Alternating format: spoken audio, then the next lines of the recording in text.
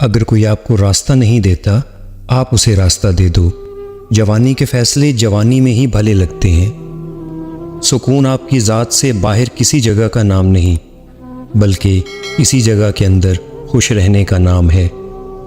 کوئی ایک چہرہ باقی چہروں سے الگ اور نمایاں نظر آنا شروع ہو جائے تو سمجھو کہ محبت کا خطرہ ہے۔ حضور پاک صلی اللہ علیہ وسلم کے لباس پر پیوند لگا ہوتا تھا۔ کوئی ایسا صاحب علم دکھا دو جو اپنے لباس میں پیوند لگا لے۔ میں یہ دعا نہیں کرتا کہ دشمن مر جائیں، میں یہ دعا کرتا ہوں کہ دوست زندہ ہو جائیں۔ ہم ہر حالت سے سمجھوتا کر لیتے ہیں، ہم صرف انسانوں سے سمجھوتا نہیں کرتے۔ اچھی بات تو سبھی کو اچھی لگتی ہے، لیکن جب تمہیں کسی کی بری بات بھی بری نہ لگے تو سمجھ لینا تمہیں اس سے محبت ہے۔ عبادتیں اور ان کا تقدس، ان کی اہمیت اپنی جگہ، لیکن کسی انسان کا دل راضی کرنا سب اہمیتوں سے زیادہ اہم ہے۔ پرندہ اور چیونٹی جب رزق کھا جائے تو وہ دعا کرتے ہیں کہ یا اللہ، جس نے ہمیں کھلایا اس کے رزق میں اضافہ کر۔ بات سمجھ آئی آپ کو؟ اسی لیے جب رزق میں کمی آ جائے تو دانہ چیونٹیوں کے بلوں میں لے جاؤ۔ زندگی کے بہترین دور کے بارے میں لوگوں سے پوچھیں تو جواب ملے گا کہ اچھا زمانہ گزر چکا ہے یا ابھی آیا ہی نہیں، حالانکہ اچھا دور وہ ہے جو آج گزر رہا ہے۔ نفس کو اکسانے کا عمل آنکھوں سے شروع ہوتا ہے۔ ایک گھر میں پیدا ہونے والے اور ایک دسترخوان پر پلنے والے ایک جیسا ذائقہ اور ایک جیسی فطرت نہیں رکھتے۔ حال کے بدحال ہونے کے باوجود مستقبل کے خوشحال ہونے کی امید نہیں چھوڑنی چاہیے۔ آپ کا اصل ساتھی اور آپ کا صحیح تشخص آپ کے اندر کا انسان ہے۔ اسی نے عبادت کرنا ہے اور اسی نے بغاوت۔ وہی دنیا والا بنتا ہے اور وہی آخرت والا۔ اسی اندر کے انسان نے آپ کو جزا و سزا کا مستحق بنانا ہے۔ فیصلہ آپ کے ہاتھ میں ہے۔ آپ کا باطن ہی آپ کا بہترین دوست ہے اور وہی بدترین دشمن۔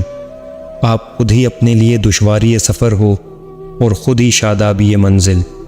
باطن محفوظ ہو گیا تو ظاہر بھی محفوظ ہوگا۔ چھوٹی چھوٹی نیکیاں کرتے جاؤ تو بڑا نتیجہ نکلے گا۔ بے بس انسان کا سجدہ ہی اس کی بے بسی کا علاج ہے۔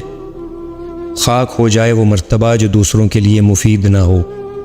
لعنت ہے وہ طاقت جو کمزور کی حفاظت نہیں کرتی بلکہ اسے ڈراتی ہے۔ انسان اپنا بہت کچھ بدل سکتا ہے، حتیٰ کہ شکل بھی تبدیل کر سکتا ہے، لیکن وہ فطرت نہیں بدل سکتا۔ اتنا کہنے سے آپ کا حال تو نہیں بدلے گا، مگر حالت دل ضرور بدل جائے گی۔ جو ہوا اچھا ہوا، جو ہو رہا ہے اچھا ہو رہا ہے، اور جو ہوگا اچھا ہی ہوگا۔ جب انسان زندہ ہونے کے باوجود زندگی کو نہیں سمجھ سکا تو مرنے کے بغیر موت کو کیسے سمجھ سکتا ہے؟ اگر منشاء الہی کو مان لیا جائے تو نہ زندگی کا خوف رہتا ہے نہ موت کا۔ انسان اپنے آپ کو اللہ کے سپرد کر دے تو ہر خوف ختم ہو جاتا ہے۔ زیادہ بولنے والا انسان مجبور ہوتا ہے کہ وہ سچ اور جھوٹ کو ملا کر بولے۔ اپنے دل کے دروازے پر دربان بن کر بیٹھو۔ سوچو کیا آ رہا ہے اور کیا جا رہا ہے۔ اگر دل میں رکھنے کے قابل ہے تو رکھو، اگر نہیں تو نکال دو۔ اس سے پہلے کہ ہم سے سب کچھ چھن جائے، ہمیں بہت کچھ چھوڑ دینا چاہیے۔ غم کسی طرح کا بھی ہو، ہر انسان کے آنسو ایک جیسے ہوتے ہیں۔ قرآن کریم میں اللہ نے اپنے تقرب کی جتنی راہیں دکھائی ہیں، ان میں سجدے کے علاوہ سب راہیں مخلوق سے محبت کی راہیں ہیں۔ دعا مانگنا شرط ہے، منظوری شرط نہیں۔ اللہ کریم کے پاس مکمل اختیار ہے، چاہے تو گنہگار کی دعا منظور فرما لے، نہ چاہے تو پیغمبر کی دعا بھی منظور نہ فرمائے۔ اللہ کی یاد کرنے والوں نے قبرستانوں میں میلے لگا دیے اور غافل لوگوں نے زندگی کو ہی قبرستان بنا دیا۔ اگر غصہ آ جائے تو درود شریف پڑھو، غصہ ختم ہو جائے گا۔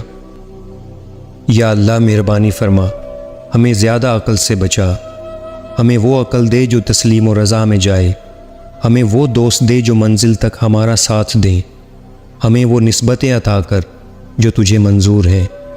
یا اللہ تو ایک چیز ضرور عطا فرما دے، اپنے محبوب صلی اللہ علیہ وسلم کی محبت عطا فرما دے۔ اور ہم نے تجھ سے کیا مانگنا ہے؟ یا اللہ مہربانی فرما، سب پر مہربانی فرما، آنے والے دور پر مہربانی فرما۔ آرزوؤں کی بہتات بہت بڑی بیماری ہے۔ مغفرت کمائی نہیں جاتی، مغفرت مانگی جاتی ہے۔ تکلیف آتی ہے ہمارے اعمال کی وجہ سے، ہماری وسعت برداشت کے مطابق اللہ کے حکم سے۔ ہر تکلیف ایک پہچان ہے، اور یہ ایک بڑی تکلیف سے بچانے کے لیے آتی ہے۔ ڈپریشن آ جائے تو عبادت کرو، پھر بھی ڈپریشن آ جائے تو خیرات کرو، پھر بھی ڈپریشن آ جائے تو محبت کرو۔ اگر زیادہ ڈپریشن آ جائے تو معصوم بچوں کو ساتھ رکھنا شروع کر دو۔ واصف اسی دنیا میں وہ دنیا بھی ملے گی، ہے شرط کہ تم عشق کو سالار بنا لو۔ کچھ لوگ خوف کی نماز پڑھتے ہیں جس میں اللہ کا خوف، دوزخ کا خوف اور دنیا کا خوف شامل ہے۔ کچھ لوگ شریعت کی نماز پڑھتے ہیں کیونکہ شریعت کا حکم ہے۔ بہت کم لوگ ایسے ہیں جو صرف اللہ کی خوشنودی کے لیے نماز پڑھتے ہیں۔